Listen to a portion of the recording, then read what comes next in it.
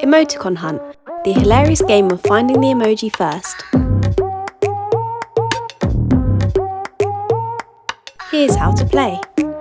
Scatter the emoticon cards around the table. Take it in turns to secretly choose an emoticon and act it out.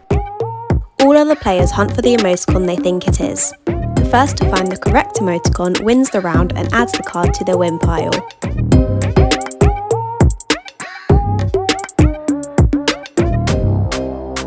If two players touch the correct card at the same time, they must have a battle off in another round.